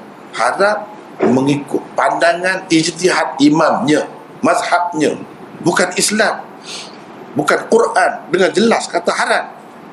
Ketan tu misalnya kita kata, atau sotong tu, cuma mazhab dia, itu lain. Itu lain, tak apa kalau macam tu. Yang tak boleh ni kalau yang sudah jelas, kahwin halal, dia kata haram kahwin, itu tak boleh. Talak boleh, talak halal, nak talak walaupun tidak digalakkan, tidak elok, suka-suka, tapi boleh. Sesiapa yang kata haram talak, tak boleh. Banyak perkara yang berkait dengan halal haram ni, bukan dia berkait dengan makan minum saja. Banyak lagi dalam kehidupan kita ni yang perlu kita tahu, boleh ke tidak ini. Ini boleh ke tidak. ada khilaf ke tidak, itu perlu belajar lah. Tapi yang asas-asas tadi memang kita tahu kan. Nabi SAW kata ya, sahabat ni dia, itulah kata, dia beza dia, walaupun dia baru masuk Islam. Itu kelebihan dia. Kalau kita ni lama dah tunggu-tunggu dari Islam, setakat tu je, setakat tu je, lebih kurang dengan ayah dulu, lebih kurang dengan datuk dulu. Lama dah Islam pun, beberapa generasi dah, lebih kurang. Itu dia beza. Ini apa puncanya? Kalau kita perhatikan puncanya, persahabatan dengan Rasulullah SAW. Dia duduk bersama Rasulullah, dia tengok muka Rasulullah tu, dia beriman, terima agama dengan Rasulullah, dia bersemayam di belakang Rasul, dia ada semua ni kelebihan-kelebihan. Kelebihan itu terkesan kepada dia. Itu kelebihan sahabat. Kita tak dapat dah yang tu, tak dapat dah. Nak semayam di belakang Rasulullah macam mana? Tak ada dah peluang. Jadi dia ni, bila dia kata begini, tak lama dia mati. Dia sanggup mati tu. Orang nak sanggup mati ni bukan senang-senang. Orang tak mahu mati. Tapi sahabat ni dia baru memeluk agama Islam, dia sanggup mati. Walaupun dia tu biasa nampaknya, bukannya hebat sangat. Kadang-kadang nama dia pun kita tak biasa dengar. Tapi dari segi kerohanian dia tu, jiwa dia sangat tinggi kerana Islam, sangat tinggi. Pengorbanan dia tu tak boleh nak banding. Jadi kecil semua kita dirasa, tak ada apa pun masa. Betul dari segi ilmu mungkin setengah-setengah dia tak banyak. Kalau nak kira orang yang belajar hadis banyak ingat hadis tu, dengan setengah-setengah sahabat dia tak tahu pun hadis itu. Mana dari segi ilmu dia kurang, tapi iman dia tu tinggi, kesanggupan dia tu kerana Islam tu, dan dia rasa tu kemanisan iman itu, dia rasa tu itu tak boleh lawan. Semua terima, semua akui. Kalau dari segi ilmu, dari segi apa, mungkinlah orang lain lebih, tapi dari segi itu tak boleh lawan sahabat. Itu kelebihan mereka. Seperti dia tadi kan, bila dia tak lama dia mati. Ada sahabat tu kan, dalam peperangan Uhud juga dia tanya, wahai Rasulullah, kalau kita mati ni macam mana? Masuk syurga? Masuk syurga. Dia yakin. Sampai makan buah kurma. Dia kata lambat sangat ni kalau nak ambil buah kurma. Dia pergi perang. Dia pergi perang setengah-setengah tu, dia kata dia bau syurga di sebelah sana Bukit Uhud. Jadi dia pergi ke sana. Kan pelik tu benda-benda yang berlaku kepada sahabat. Dan disadarlah dia terkorban. Kawan-kawan tengok, sahabat-sahabat tengok, buah kurma ada lagi di mulut. Mana sampai makan, sampai berlari lah kita kata. Kita ni terlalu bergaduh sangat ikut agama ni dah. Duduk makan. Dia sampai berlari, tapi dia masuk syurga, ahli syurga. Dia walaupun dengan kasar dia, dengan cara dia, patutlah dia dalam perang. Takkan nak bergaluh, nak berlembut macam tu, seperti di rumah nak hidang makanan. Jadi sampai begitu di mulut adalah apa bila dia mati, dia bau syurga. Macam mana kita kata? Itu keistimewaan mereka. Memang dalam sejarah umat Islam ni, kalau kita kaji, tak ada macam tu. Selepas tu tak ada, sampai ke peringkat tu tak ada. Ini semua termasuk dalam keberkatan Rasulullah SAW. Itulah lebihnya Nabi SAW. Kemudian riwayat daripada Jabir lagi, yang tadi juga, cuma lafaz dia tu berbeza sedikit. Ini semua ni disebut oleh Imam Muslim sebagai mutaba'ah. Inilah yang dikatakan mutaba'ah. Riwayat tadi riwayat daripada Jabir, ini riwayat daripada Jabir lagi, cuma beza je lafaz dia tu sedikit sebanyak. Kemudian dari segi sanadnya pun tentu berbeza, sebab itu dia jadi hadis lain. Kenapa Imam Muslim ulang pula walaupun cerita yang sama? Ini mutaba'at.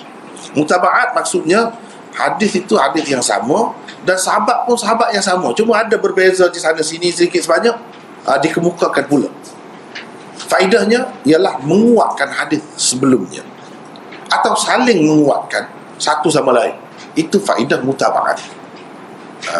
Kalau kita tengok dalam hadis Muslim, banyak sangat mutaba'at dan syawahid itu banyak sangat. Kalau syawahid ni cerita sama, tapi sahabat tu lain. Sahabat lain. Mana sanad itu, saluran riwayat itu sampai kepada sahabat yang lain, tapi cerita tu sama dengan cerita yang dikemukakan oleh sahabat sebelum tu yang lain. Jadi yang kedua ini orang panggil syawahid. Yang kedua, ketiga, keempat ke, tak kira lah. Itu sebagai syawahid. Syawahid ni kalau dia kurang sikit pun dari segi syarat seseorang pengarang tu, kalau dia kurang sikit pun tak apa, boleh diterima juga. Sebab ia bukan sebagai riwayat asas dalam sesebuah kitab itu. Ia sebagai riwayat penyokong sahaja. Itu kedudukannya. Dengan sebab itu kita tengok kalau dalam Sahih Muslim misalnya, kalau riwayat-riwayat mutaba'at atau riwayat syawahid itu kadang-kadang dia lebih rendah daripada riwayat kitab-kitab lain. Sahih juga, tapi lebih rendah. Kalau nak dinilai dari segi perawi-perawi dia tu lebih rendah daripada riwayat Abu Daud misalnya, riwayat Tirmizi. Ada juga yang macam tu. Boleh, tak apa, sebab Imam Muslim kemukakan itu sebagai mutaba'at dan syawahid. Dia panggil dalam bab mutaba'at dan syawahid. Yang betul-betul menepati syarat dia tinggi, bawah sikit daripada Bukhari, itu dalam riwayat usulnya. Riwayat usul maksudnya sesuatu cerita tu, itu yang diterima sebagai riwayat asasnya. Itu yang diterima sebagai riwayat asasnya. Kemudian sanad dia tu tinggi. Dan biasanya Imam Muslim kemukakan kalau di bawah satu bab tu, satu, dua di peringkat awal. Kemudian dia semakin rendah kedudukan riwayat dia. Tapi tidak jadi masalah lah. Sebab yang kalau ada rendah sedikit pun itu sebagai syawahid, bukan sebagai riwayat usulnya. Ini benda kena faham kalau kita baca Muslim.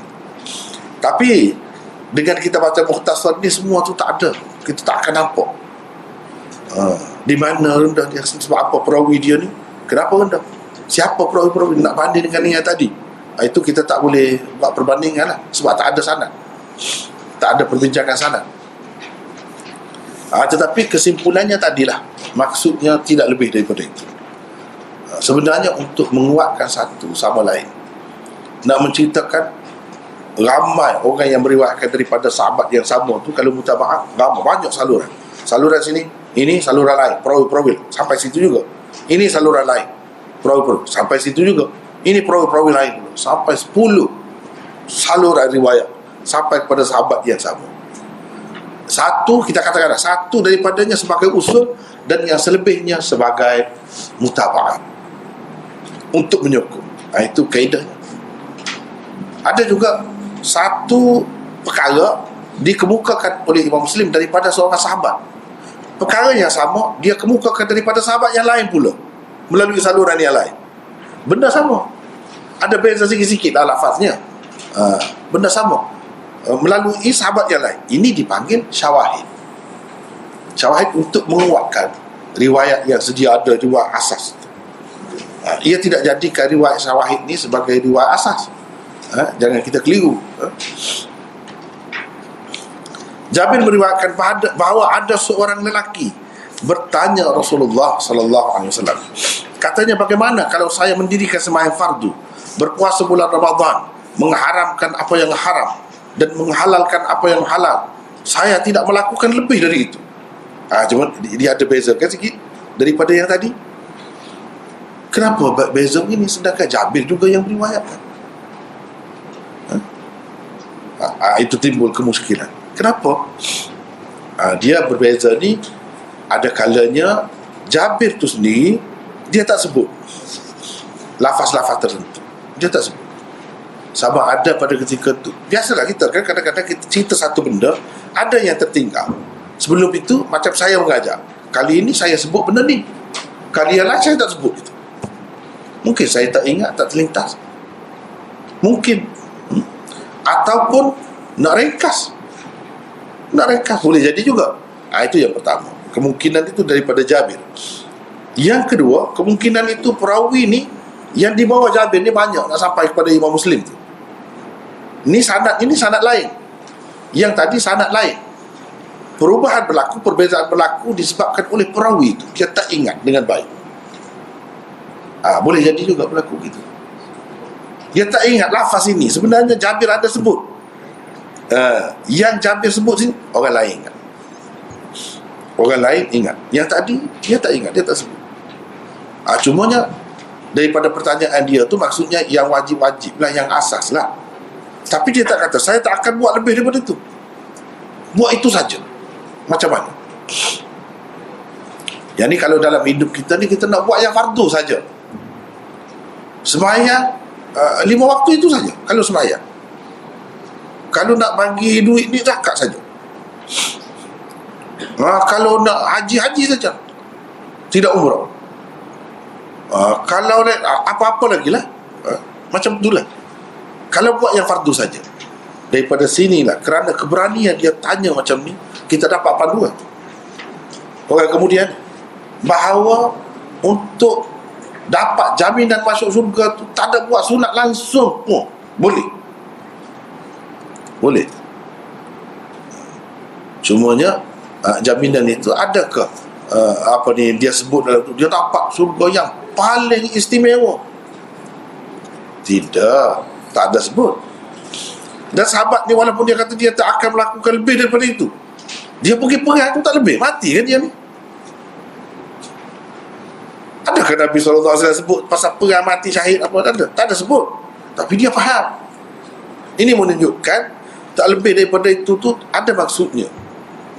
Tak lebih daripada itu, daripada yang Rasulullah SAW sebut. Bukan ini saja. Ini contoh yang biasa. Perang itu bukan biasa, jarang-jarang berlaku. Yang biasanya sembahyang 5 waktu lah, semua orang buat di mana-mana pun. Itu sebab itu ditekankan. Tapi orang ni, walaupun dia kata dia tak buat, saya tak akan melakukan lebih daripada itu, sebenarnya kalau kita kaji latar belakang dia, tidak. Kan dia mati, jadi dia mati dalam perang Uhud. Perang tu bukan sembahyang. Perang tu wajib ke tidak? Wajib juga. Perang tu wajib juga. Jadi saya tak akan lebihkan daripada wajib. Mana-mana yang wajib, walaupun dia tidak disebut, saya akan buat. Tapi selebihnya saya tak akan buat. Jadi ini keistimewaan. Dan Nabi, dengar saja, Nabi tak kata apa pun. Ini menunjukkan yang wajib itu yang kita dicela kerana meninggalkannya. Yang tidak wajib, walaupun lebih, walaupun baik, elok kita buat, tapi tidak tercela kita, tidak dimurkai kita kerana tidak melakukannya. Itu bezanya. Itu bezanya. Adakah saya akan dapat masuk syurga? Jawab Rasulullah, ya. Kata orang itu seterusnya, demi Allah, tidak akan saya tambah apa-apa dari yang tersebut itu.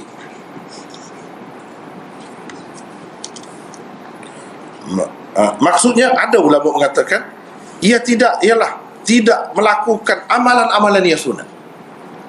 Kalau macam perang tadi, itu bukan sunat, itu wajib pada masa tu.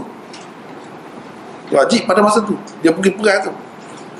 Jadi ada ulama yang mengatakan dia nak melakukan yang wajib saja. Nabi SAW tak tegur dia, tak kata tak boleh, kamu jangan kata begitu. Ada juga yang kata dia ni baru Islam, jadi Nabi tak kisahlah berlembut dengan dia. Yalah, kalau baru Islam, sanggupan dia tu tinggi tu, tinggi. Mungkin sekali maksudnya ialah dia tidak akan melakukan amalan-amalan yang sunat, namun tidak pula akan mengabaikan mana-mana amalan yang fardu atau wajib. Boleh jadi semua tu, boleh jadi semua. Jadi kalau ia pun untuk kita, tak perlulah kita buat panduan dia ni. Dia ni termasuk orang yang istimewa lah, kita kata kes terkecuali. Kalau kita ni, kita ikut yang lain-lain lah. Yang Nabi SAW kata elok, buat yang sunat. Seseorang hamba itu sentiasa dia buat benda sunat, sehingga dia jadi hampir dengan Allah. Allah kenal sangat kepada dia. Kena ikut yang itu. Ini yang kecuali ni, jangan-jangan seorang yang macam ni. Jadi kita kira ini keistimewaan dia. Berapa banyak sahabat kan, Nabi bagi khusus untuk dia. Itu lain. Lain. Jadi kita tak boleh ikut yang itu, kita ikut yang kebanyakan. Yang kebanyakan. Antara kesimpulan yang dapat dipetik daripada hadis ini dan hadis sebelumnya ialah, satu, mengerjakan sembahyang 5 waktu adalah salah satu perkara yang membawa seseorang memasuki syurga, dapat masuk syurga. Dan sembahyang 5 waktu ini yang wajib, menunjukkan yang lain-lain itu sebenarnya tidak wajib lah. Termasuklah witir, termasuk witir. Cumanya ada beza seperti yang kita sebelum ini pun sudah bincang dah, iaitu Imam Abu Hanifah dan orang sependapat dengannya mengatakan witir itu wajib, bukan fardu. Yang fardu ni dalam hadis ni sebut fardu. Fardu lain, wajib lain, mengikut istilahnya. Tapi mengikut istilah jumhur ulama, fardu dengan wajib ni sama. Jadi kalau di witir itu tidak fardu, ia juga tidak wajib. Tidak wajib. Kalau tak buat tu tak berdosa lah. Tapi bagi mereka kalau tak buat berdosa. Itu dia beza. Dia ada beza lah pada pendapat dia tu. Jadi kita pakai yang jumhur ulama lah. Dalam banyak hadis kan sebut macam ni, jelas. Yang fardu itu atau wajib itu 5 waktu. Yang kedua, umat Islam diwajibkan berpuasa pada bulan Ramadan. Bukan satu hadis, banyak sekali. Dalam Quran pun macam tu juga. Yang ketiga, hanya amalan fardu yang perlu dikerjakan untuk dapat masuk ke syurga. Amalan-amalan sunat bukanlah merupakan syarat untuknya. Tidak syarat amalan sunat itu. Kalau syarat, ya amalan yang fardu. Itu pun sebenarnya tidak syarat mutlak. Syarat mutlaknya ada la ilaha illallah Muhammadur Rasulullah. Kalau ada itu dapat masuk syurga. Kiranya dengan ada la ilaha illallah Muhammadur Rasulullah dan amalan-amalan yang fardu itu lebih istimewa lagi lah. Masuk syurga yang lebih istimewa lagi. Untuk asas betul-betul masuk syurga saja, ada itu saja pun memadai sebenarnya. Tapi Rasulullah SAW tidak ajar, tidak bimbing sahabat-sahabatnya, umat dia begitu, dia tak ajar itu. Bahkan dia ajar penuh dengan amalan dalam hidup. Yang keempat, hanya Allah yang boleh menentukan halal haram. Manusia hanya perlu mempercayainya. Tidak ada hak pada kita untuk mengatakan benda ni halal, benda ni haram, kecuali mengikut kaedah lah. Asasnya tak boleh. Asasnya yang sedia ada. Cuma kalau mengikut kaedah, misalnya dadah, kita kata dadah tak ada dalam Quran, dalam hadis tak ada, tapi arak ada. Kita pakai kaedah kias. Jadi kias itu pun muktabar juga. Ada dalam sunnah, amalan-amalan sahabat pun ada. Jadi kias itu banyak peringkat pula, seperti yang dipelajari dalam usul fiqh. Itu dipanggil kias aulawi. Kias aulawi. Seperti kita kata la taqul lahuma uff. Jangan kata uff kepada dua ibu bapa. Jadi uff pun tak boleh. Apalagi kalau sepak. Kalau sepak dia bagi penampar dia, lagilah tak boleh. Jadi padahal sepak atau bagi penampar tu kedua ibu bapa tak ada dalam Quran, dalam sunnah. Jadi dah tak ada, kita kata boleh lah. Tampar kedua ibu bapa boleh, sebab Allah tak ada sebut dalam Quran. Dia sebut tak bolehnya kita kena fikirlah maksud dia. Pun tak boleh. Kalau pun tak boleh, yang lebih ini lebih lagi menyakiti. Maksudnya jangan menyakiti, ini lebih lagi. Begitulah juga dengan arak. Arak ada hukumnya, nasnya, dalilnya tentang haramnya itu, tapi dadah tak ada. Tapi kalau kita tengok dari segi bahayanya, jelas nampak bahaya dia tu, lebih lagi dadah. Jadi semacam tadilah, macam pendapat ataupun sepak tadilah, lebih-lebih lagi. Tak mesti disebut semua. Macam mana nak sebut semua sampai ke kiamat? Banyak sangat benda tu akan ada lagi yang kita tak tahu hari ni pun akan ada lagi. Tapi kaedah tu ada. Itu tidak dikatakan kita menghalalkan atau mengharamkan sewenang-wenang, tidak. Itu berdasarkan hukum Quran dan sunnah juga. Berdasarkan kaedah itu lain. Tapi untuk asas dia tak boleh. Untuk asas dia tu tak boleh kita buat sendiri. Bahkan ada kaedah ulama, kalau benda ni Kita tak tahu. Al-aslu fil asya' al-ibahah illa an yadulla ad-dalil 'ala at-tahrim. Asal segala benda ini kita kena anggap harus, boleh dulu. Kalau kita pergi dalam hutan, ini buah apa ni? Tak pernah tengok. Jadi kita nak hukum macam mana? Asalnya kita kena anggap boleh. Kecuali kalau kita makan rebah situ, lain. Janganlah. Janganlah. Kalau kita makan tak ada apa-apa pun, sedap pun. Jadi selama ni orang tak tahu saja benda ni. Kita yang mula-mula dapat. Okey, tak apa. Kita kena kata boleh dulu. Kecuali ada dalil yang mengatakan tak boleh, haram, barulah kita kata haram. Tak boleh nak semena-mena kata haram, tak boleh. Kena letak atas harus dahulu. Lepas tu tengok dalil. Adakah yang menunjukkan haram? Kalau tak ada, kita harus terus lah. Halal lah. Itu kaedahnya.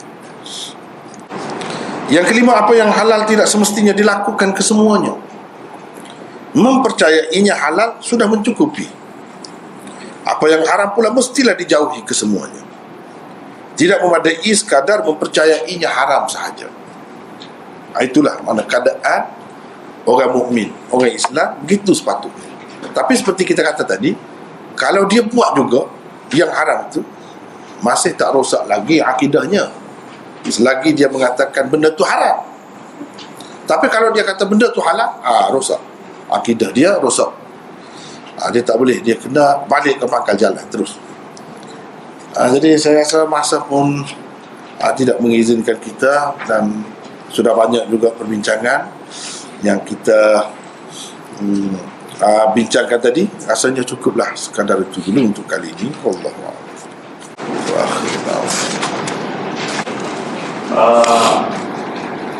Kita tadi dari soal jawab, kita banyak bertanya boleh bersama dan banyak bagi dan boleh pun boleh tak bagi dalam jam.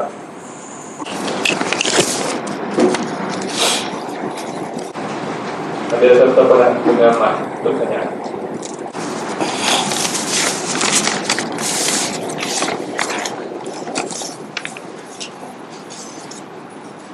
Assalamualaikum warahmatullahi wabarakatuh. Saya ada beberapa soalan nak tanya.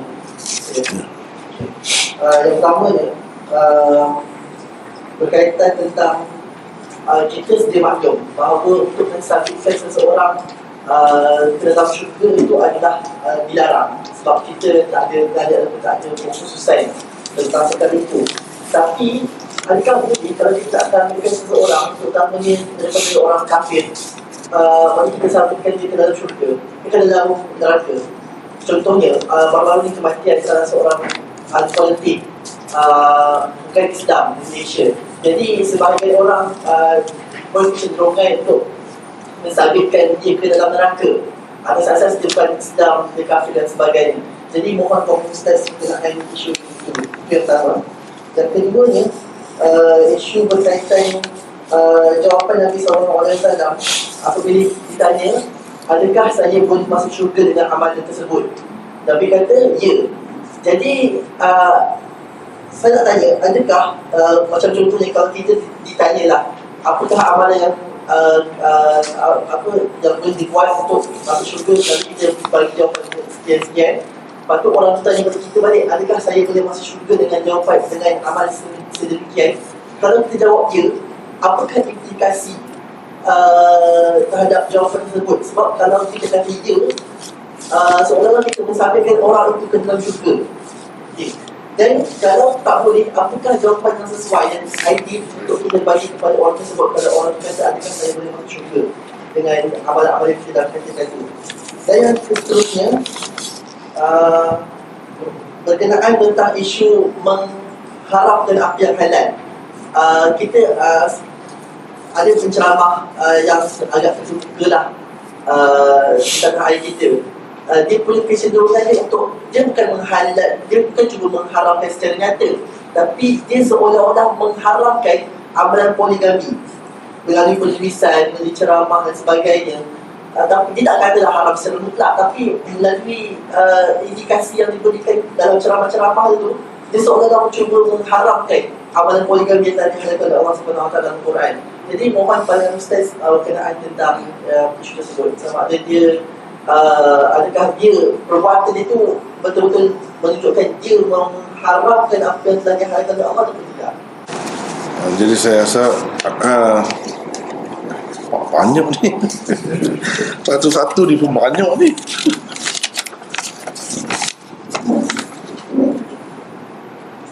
Soalan yang tak dijawab akan bertanya ke lah. Jadi saya rasa nak respon yang bertanya secara lisan tadi lah. Sebab ini banyak ni. Ini 5 soalan di satu saja ni. Jadi masalah orang kafir, kita boleh kata dia ahli neraka berdasarkan dalam Quran, dalam hadis kata begitu. Kalau kita tak kata dia ahli neraka, semuanya walaupun benda ni suatu kebenaran, tak mestinya kita ni bercakap buat benda ni macam apa ni, halwa, untuk halwa telinga, suka-suka bercakap. Bukan begitu caranya kita orang Islam. Ini masalah keyakinan. Seperti kita tidak kata ubat itu Allah yang menyembuhkan. Itu etika kita. Tapi kita tak kata begitu. Dalam perbualan kita makan ubat itu, alhamdulillah kita sihat, gitu kan. Tak perlulah kita segala benda kaitkan dengan Allah SWT, walaupun hakikatnya begitu dalam akidah kita. Jadi begitu juga dengan isu tadi. Kalau orang kafir berdasarkan Quran, berdasarkan hadis, berapa banyak. Ini bukan sikit-sikit, bukan satu ayat. Jadi kita kena yakin begitu. Kena yakin bahawa dia ahli neraka. Kalau kita tidak yakin, berarti kita tidak yakin dengan Quran, dengan hadis. Cumanya kita jangan buat ini sebagai permainan, suka-suka. Itu tak boleh lah. Tak boleh begitu. Hakikatnya dalam kepercayaan kita kena begitu. Kalau tidak, tak ada beza. Orang kafir dengan orang Islam tak ada beza. Ini kita kata begitu berdasarkan Quran. Ulaika ashabun nar. Anda kata macam mana? Mereka itu adalah ahli neraka. Jadi kalau kita tak kata ahli neraka, macam mana? Bukan orang kafir, orang Islam pun ahli neraka juga, ada juga. Dia bukan berkait dengan orang kafir saja. Orang kafir dia tak bolehlah terasa hati kita kata dia masuk neraka. Orang Islam pun masuk neraka juga. Bukan khusus dengan orang kafir. Kalau ada kesalahan-kesalahan yang disebutkan di dalam nas, Quran atau hadis, masuk neraka, orang Islam pun masuk neraka juga. Kita kena percaya begitulah. Kecuali kalau Allah ampunkannya. Untuk Allah ampun ni dia kena ada syarat iman. Itulah yang dalam Quran, dalam hadis begitulah. Kalau tak ada iman, tak ada ruang untuk keampunan itu. Kecuali kalau kita pakai pendapat yang lebih terbuka lagi. Lebih terbuka lagi. Maksud kafir yang sebenar tu siapa? Itu panjang cerita pula lah. Maksud kafir yang kekal dalam neraka ni siapa sebenarnya? Itu panjang. Tapi secara umumnya, garis kasar yang terdapat dalam Quran, dalam sunnah macam tadi lah. Kemudian yang kedua, kalau kita kata, orang tanya tadi, kalau saya buat begini, saya boleh masuk syurga. Berdasarkan apa yang dijawab oleh Rasulullah, bukan kepada satu orang, kita boleh kata begitu. Misalnya kalau saya sembahyang fardu 5 waktu, saya boleh masuk syurga ke Ustaz? Ya. Cuma kita katalah insya-Allah. Insya-Allah. Berdasarkan yang orang tanya Nabi, bukan satu orang, ramai, Nabi jawab ya. Mana memang amalan-amalan ini boleh membawa seseorang itu ke syurga. Cuma kita tak tahu lagi. Takut selepas itu dia bukan sembahyang saja dia buat benda lain lagi. Maksiat yang menyebabkan dia masuk neraka pula. Itu bendanya. Kalau Rasulullah dia kata tu. Kecuali kalau kita kata masuk syurga tu dengan arti dia Islam lah. Kalau dia masuk neraka pun mungkin lah untuk sementara waktu, tapi akhirnya dia masuk syurga juga. Itu tak apalah kalau macam tu. Dengan kepercayaan begitu. Tapi nak kata dia mesti masuk syurga, tak masuk neraka, tak ada siapa pula kata begitu. Cuma amalan itu kalau dibuat, ada Rasulullah kata masuk syurga. Sekadar itu. Jadi apa lagi tadi soalan macam ada penceramah agama dia cuba untuk poligami misalnya. Benda macam ni kita kena tengok dulu.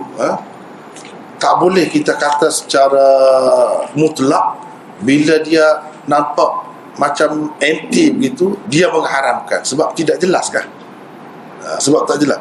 Kalau jelas baru boleh kita kata dia salah, menyalahi apa yang diajarkan oleh Rasulullah sallallahu alaihi wasallam. Untuk terjamin seseorang itu masuk syurga, dia mesti kena haramkan apa yang haram, halalkan apa yang halal. Kalau dia tak jelas begitu, mungkin ada penyelewengan yang berlaku, dia tak puas hati dengan itu, dan itu yang dimaksudkan, itu lain, tak termasuk dalam mengharamkan yang halal. Kalau jelas, itu yang termasuk. Kalau tidak, kita rasa lebih baik kita pakai pendapat dia tu dengan maksud dengan takwilan lah, dengan takwilan. Mungkin maksud dia begini. Tak boleh kita kata terus. Sebab kalau kita anggap dia mengharamkan yang halal, ini akidah tu, masalah akidah tu besar tu. Betul ke begitu? Kena pasti dulu. Boleh jadi maksud dia tak puas hati dengan keadaan ketidakadilan yang berlaku. Orang lelaki sewena-wena suka hati atas nama sunnah, kemudian yang dia buatnya tidak mengikut sunnah. Mungkin itu maksudnya. Jadi tak termasuklah kalau begitu. Wallahu a'lam. Saya rasa yang ni tak sempat lah ni kita. Banyak sangat ni. Waalaikumsalam. Pertanyaan, kalau kita masuk Mekah, kita ada berniat untuk umrah, masuk dalam Kaabah, kemudiannya setelah kita kembali ke umrah, apakah ini dibolehkan? Mana? Dulunya kita tanya dengan Christian ada nampak kita bayang menghormati waktu. Apa? Bayang menghormati waktu. Maksudnya solat, tak ada betul apa ada solat. Kemudiannya dia tak besar, kita ada kita lupa lagi sembahyang. Adakah ini dalil yang Macam mana? Yang akhir tadi? dia mati waktu ni, dia tak kata mungkin susah ke, tak ada waktu ke, dia buat sekolah dulu. Tapi kemudian dia balik ke rumah dia akan begitu dan sekolah semula. Adakah ini ada dalil yang wajib? Dan dia ya. Jadi maksudnya tadi kenapa dia nak menghormati waktu, dia takut lepas waktu tu. Jadi dia semayang dulu. Menghormati ke? Menghormati. Waktu tu masih luas lagi ke? Waktu tu masih luas lagi ke? Dan dia akan dapat air kalau misalnya. Kalau ada mungkin dia kata mungkin tak sempat lah, mungkin tak sempat dalam waktu tu kita satu kan tempat. Ya. Jadi yang pertama tadi berkenaan dengan umrah tadi, boleh, tak ada jadi masalah. Tidak semestinya kita niat daripada rumah tu baru boleh buat umrah. Kalau kita niat di sana pun boleh, kita bertukar, kita nak buat. Cuma memenuhi syarat, dengan memenuhi syarat-syarat dia, boleh. Itu yang pertama. Yang keduanya tadi, menghormati waktu tu lah. Dia menghormati waktu ni kalau tidak ada cukup syarat untuk kita bersembahyang itu. Misalnya seperti sebut tadi, tak ada air, ataupun tak dapat tayamum. Tak dapat tayamum pun tak boleh juga, air pun tak ada juga. Ini termasuk dalam masalah yang ulama sebut sebagai faqidut tahurain. Orang yang tidak mempunyai dua bahan pencuci, air pun tak dapat. Kalau ada pun dia tak boleh guna. Itu samalah dengan tak ada, tak dapat. Begitu juga dengan tanah, debu tanah, dia tak dapat, ataupun dapat tapi dia tak boleh guna. Dalam kes macam ni memang ada pendapat ulama yang mengatakan dia kena menghormati waktu. Dengan duduk cara tu macam orang bersembahyang, boleh. Tapi ini hanya satu pendapat. Bukan semua orang berpendapat begitu, semua ulama berpendapat begitu. Tapi dalam kes itulah yang saya tanya tadi. Jadi maksudnya macam mana tu? Kalau betul tak ada air macam tu, tak ada bahan pencuci tu, tak ada syarat, barulah ada hukum tadi. Tapi kalau dalam keadaan ada saja-saja buat itu tak boleh. Semua kata tak boleh. Jadi apa maksud tadi penanya, saudara kita yang bertanya tu, apa maksudnya? Jadi saja-saja dia ke? Dalam keadaan air ada. Kalau macam tu tak boleh. Semata-mata nak jaga waktu. Mungkin kemungkinan kadang yang seperti bukan ada macam tempat kata mungkin ambil buku langsung pasrahkan jadi buatkan. Tak boleh. Kalau macam tu tak boleh. Dia mesti kena memenuhi syarat dia lah. Ini kalau tak boleh langsung, tak ada ruang langsung, begitu baru boleh. Itu pun bukan pendapat semua ulama. Adalah, tapi ada, memang ada. Ya. Terutamanya dalam mazhab Hanafi memang begitulah anjuran dia. Tapi bukan semua, bukan semua.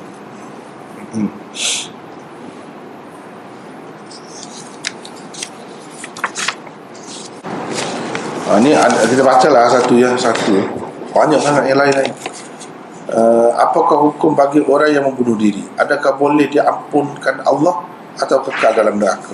Yang tersebut di dalam hadis, orang yang bunuh diri ini dia kekal dalam neraka. Kekal dalam neraka. Kecuali kalau Allah ampunkan.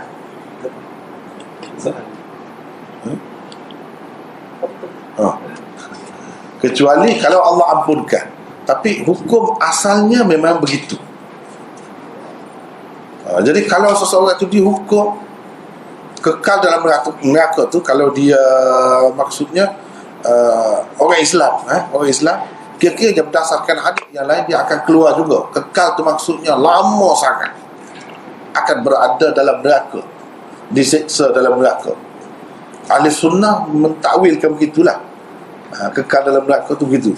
Sama juga orang yang membunuh dengan sengaja orang mukmin, itu dalam Quran kekal dalam neraka. Kekal dalam neraka. Kekal itu maksudnya macam tadi jugalah, lama sangat. Seperti kalau kita kata dalam percakapan kita, saya ni kekal di sini dah, kiranya di Bangi ni misalnya. Maksud kekal tu tak mati kau. Adakah sampai begitu? Tidak kan? Tak ada kemungkinan langsung kau pergi ke lain. Tidak juga. Tapi kira-kiranya tak ke mana lah nak duduk. Itu maksud kekal. Dengan maksud sekadar itu.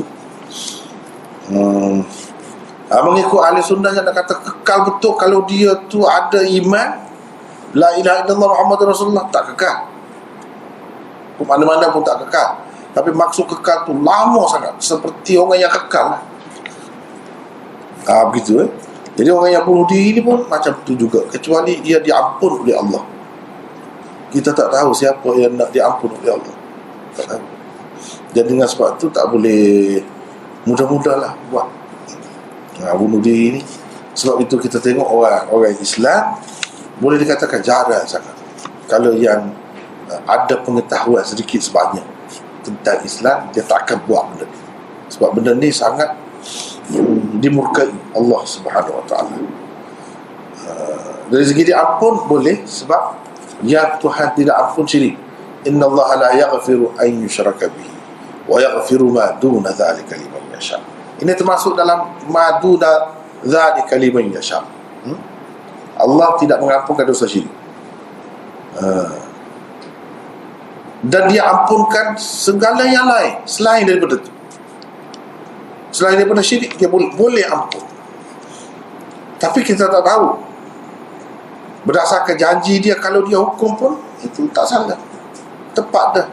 Dia telah buat menyempurnakan janji dia. Kalau dia tak kata begitu, orang mudah-mudah pula nak bunuh diri pun bukan baik untuk dia pun. Jadi adanya ketat dan ancaman yang kuat macam ni sebenarnya baik. Baik. Jadi dari segi akidahnya macam tadilah, dia maksudnya lama sangat dalam neraka, bukan tidak boleh diampun. Sebenarnya tak ada sebenarnya yang kata syirik pun tidak diampun tu. Boleh juga diampun, tinggal syirik lah. Tuhan pun terimalah Islam dia. bahkan jadi suci seperti anak yang baru lahir. Nak kata terampun langsung tak ada. Tuhan tak terima macam mana-mana, tak ada macam tu. Cuma dia kata kalau syirik, dia tak terima. Tak terima. Baru terima, tinggal.